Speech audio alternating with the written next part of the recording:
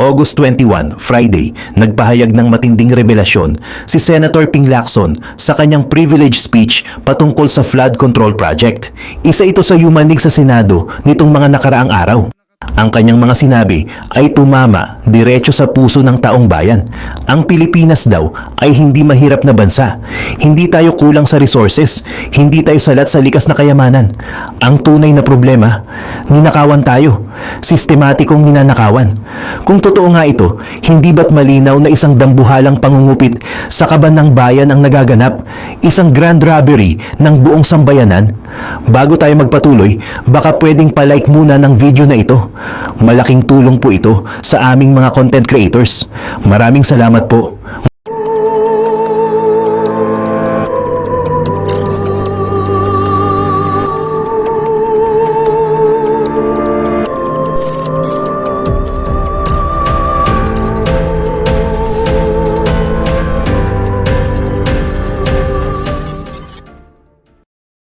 Ngayon, balikan natin ang makamulat matang punto na binuksan ni Senator Lacson.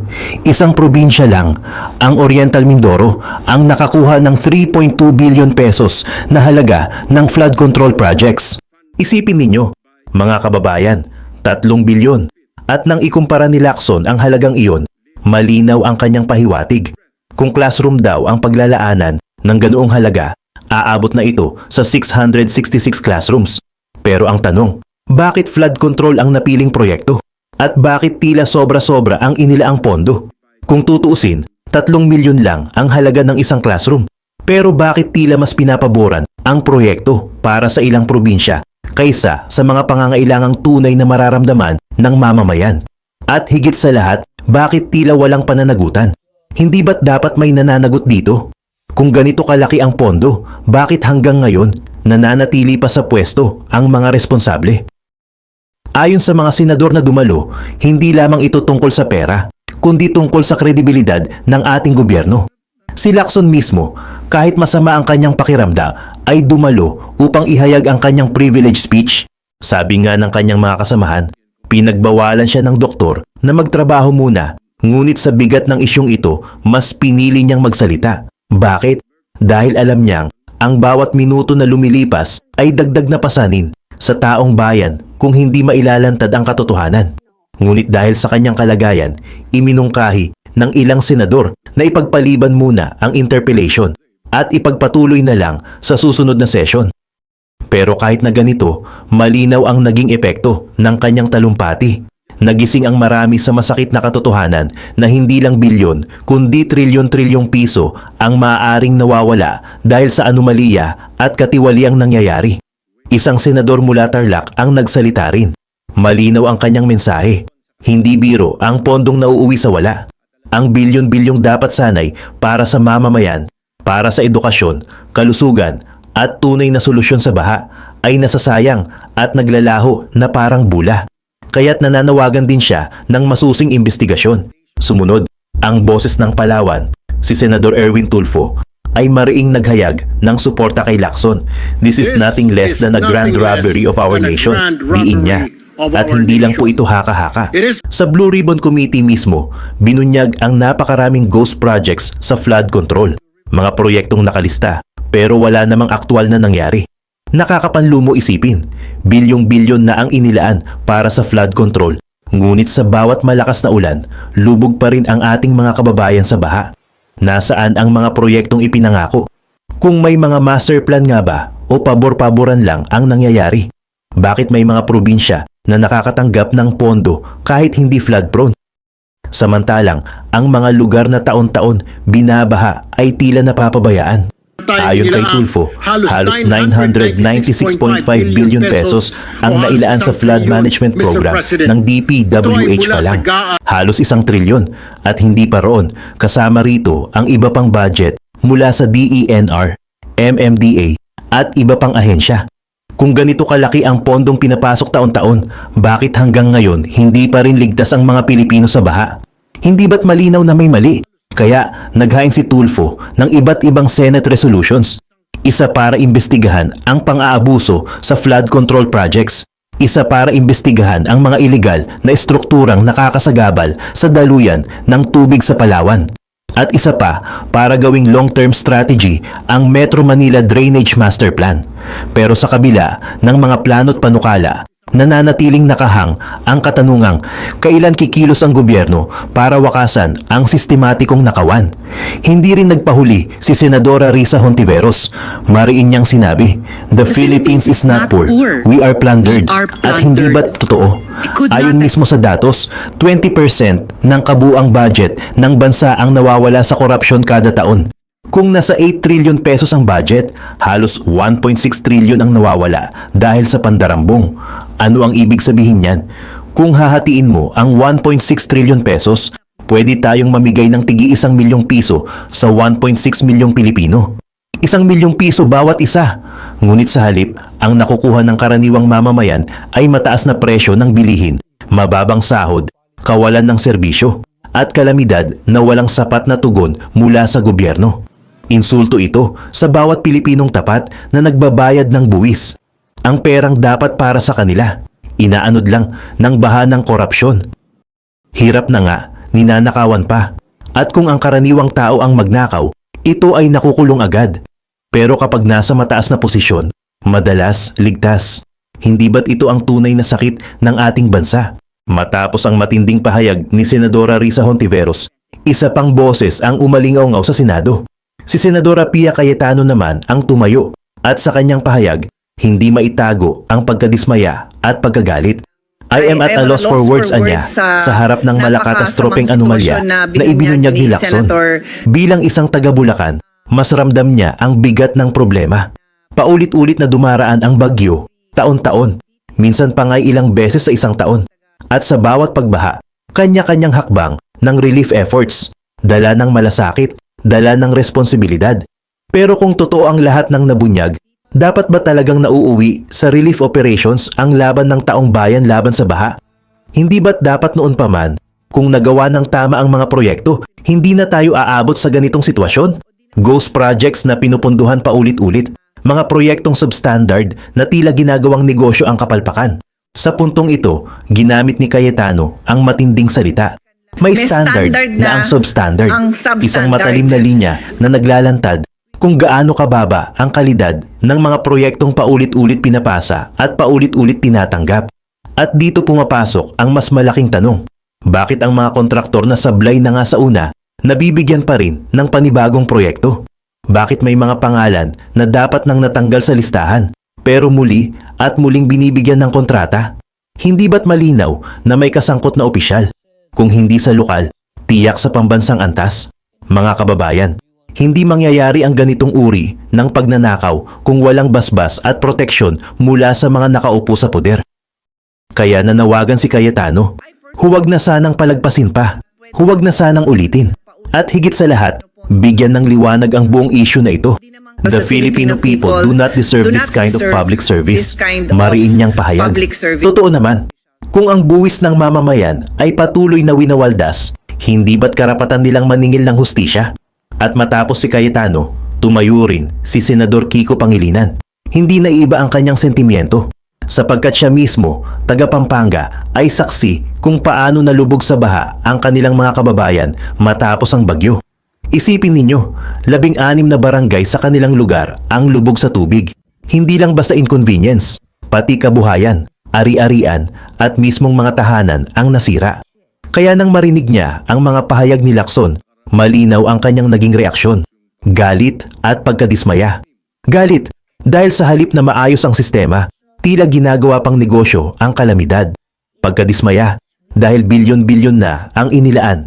Pero sa huli, ordinaryong Pilipino pa rin ang lubog sa putik at baha. Kaya't direkta ang kanyang tanong. Kung ganito kalala ang sitwasyon, bakit hanggang ngayon hindi pa nagre-resign ang Secretary of Public Works? Isang tanong na paulit-ulit na sumasagi sa isipan ng maraming Pilipino. Kung sa ordinaryong tao nga, isang pagkakamali lang sa trabaho ay agad na natatanggal at napapalitan, bakit sa ganitong antas ng kapabayaan na trilyon ang katumbas, tila walang nananagot? Ngunit hindi pa rito nagtatapos, mga kababayan. Isa pang veteranong mambabatas ang tumayo, si Senadora Loren Legarda mula Antique. Ang kanyang magiging pahayag ay lalo pang magbubukas ng mga mata tungkol sa lawak ng problemang ito. At dito na pumasok ang tinig ni Senadora Loren Legarda mula Antique. Mariin niyang inilahad ang kanyang suporta sa privilege speech ni Senator Ping Lacson at tulad ng karamihan sa kanyang mga kasamahan, hindi rin niya maitago ang galit at pagkadismaya sa paulit-ulit na korupsyon na sumisira sa flood control programs at iba pang pampublikong proyekto. Billions, posibleng trilyon ang nawawala, substandard ang mga gawa, pero taon-taon bumabalik ang baha. At taon-taon, winawasak ang tahanan, ang pangarap, at mismong buhay ng ating mga kababayan. Matinding pahayag ito, mga kababayan, dahil hindi lang usapin ng pera ang nakataya rito, kundi mismong kinabukasan ng libu-libong pamilyang Pilipino. Kaya naman, anya, hindi sapat na imbestigahan lang at parusahan ang mga nagkasala. Kailangan daw ng pangmatagalang solusyon. At dito niya ipinasok ang panukalang tapat na Paglilingkod Act. Isang hakbang na hindi lamang tututok sa pagtutuwid ng mali, kundi sa pag-iwas mismo sa korupsyon. Sa ilalim ng panukalang ito, protektado ang mga whistleblower. Kailangan ding imap ng bawat ahensya ang kanilang corruption risks. At higit sa lahat, ituturo ang integridad at katapatan bilang pamantayan sa serbisyo publiko. Para kay Legarda, ang laban kontra korupsyon ay hindi lamang usapin ng investigasyon at kaso, kundi ng kultura. Isang kulturang dapat magsimula ngayon para dumating ang panahon na ang susunod na henerasyon ay hindi na magdadalawang isip na piliin ang katapatan. Dito na natin makikita. Oo, galit ang mga senador. Oo, gusto nila ng hustisya. Pero higit sa lahat, nais nilang mabago ang mismong sistema. Dahil kung paulit-ulit lang na parusa ang sagot, paulit-ulit din tayong babalik sa parehong problema. At matapos ang kanyang talumpati, nagbigay pugay si Legarda kay Senator Ping Lacson. Kahit na siya ay may sakit, kahit hindi maginhawa ang kanyang kalagayan, tumayo siya upang ilantad ang kabulukan. At dahil dito, dapat natin siyang ipagpasalamat at suportahan. Hindi nagtagal, isa pang boses ang nanaig sa Senado, mula naman kay Senator Migs Zubiri ng Bukidnon. Sa kanyang pagtayo, diretsong sinabi niya, "Nakakalula talaga, Mr. President, ang privilege speech ni Senator Lacson." Dagdag pa niya, hindi lamang sa Mindoro nangyayari ito. Sa kanyang sariling karanasan sa Bicol, ang probinsya ng kanyang ina sa Albay, kitang-kita rin ang parehong problema.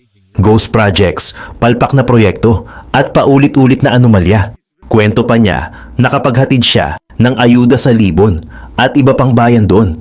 At mismong mga mamamayan ang nagtatanong sa kanya, "Senador, bakit paulit-ulit ang baha? Bakit hanggang ngayon walang solusyon? Kung ang mga lugar na matagal nang binubuhusan ng pondo ay nananatiling lubog, hindi ba't malinaw na may kamalian nang nangyayari? Hindi ba't halatang may sabwatan sa pagitan ng mga kontraktor at ng ilang opisyal ng gobyerno?" Kaya nanawagan si Zubiri na magkaroon ng Part 2 ang page expose ni Senator Lacson. Hindi lamang para ipakita ang problema sa Mindoro at Bicol, kundi para mailantad din ang iba pang lugar na nagdurusa dahil sa parehong sistema ng katiwalian. Dagdag pa niya, sana raw mailabas ng Senado ang listahan ng mga proponents ng mga proyektong ito. Hindi lang mga kontraktor, kundi pati mismong mga nasa likod kung bakit at paano napapasa ang mga ganitong klaseng proyekto. Para kay Zubiri, mahalagang malaman ng taong bayan kung sino ang mga nagtataguyod ng ganitong klaseng proyekto. Hindi lamang mga kontraktor ang dapat managot, kundi pati na rin ang mga politikong nag-aaproba at nagtataguyod nito sa loob mismo ng gobyerno. Sa huli, muling nagpasalamat si Zubiri kay Senator Lacson, ngunit iniwan niya ang Senado at ang sambayanan ng isang hamon. Ilabas natin ang mga pangalan, ilantad natin ang katotohanan, dahil kung hindi, walang katapusan ang ganitong klaseng racket sa ating pamahalaan. At matapos ang mahabang talakayan, isa pang mahalagang punto ang binigyang diin sa Senado. Lumabas muli ang datos. Taon-taon, bilyon-bilyon ang budget ng Department of Public Works and Highways o DPWH. Noong 2023, tinatayang 1.079 billion pesos kada araw ang budget nila. Pagsapit ng 2024, halos 1.342 billion pesos kada araw. Ngayong 2025, umabot pa sa 1.37 billion kada araw. At sa isinusumiti ngayong National Expenditure Program, para sa 2026, higit 1.08 billion pesos kada araw muli ang nakalaan. DPWH lang. Mga kababayan, napakalaking pondo, ngunit bakit sa tuwing may bagyo, paulit-ulit pa rin ang eksena? Tulad na lang sa Hagunoy, Bulacan.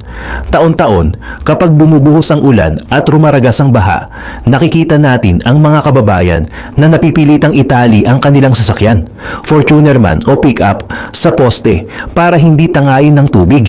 Gigising ng madaling araw, lulubog sa baha para magkape, maliligo at saka papasok sa Maynila para maghanap buhay. Pag uwi ng alas 3 o alas 4 ng madaling araw, baha na naman ang sasalubong. Ito ang realidad na araw-araw na tinitiis ng mga Pilipino.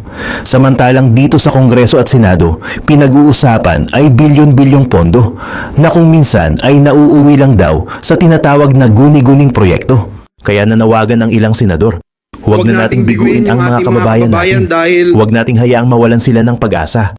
Dahil totoo nga, sabi ng ilan sa kanila, wala na, hindi nyo naman magagawa yan. Isang mapait na realidad na bunga ng paulit-ulit na kabiguan ng gobyerno. Dito na rin pumasok si Senator Bongo. Mariin niyang kinundena ang mga irregularidad sa flood control projects. Anya, hindi katanggap-tanggap na habang tumataas ang budget, lalo rin lumalala ang pagbaha. Ang suggestion niya, bakit hindi na lang ilaan ang bahagi ng pondo sa kalusugan?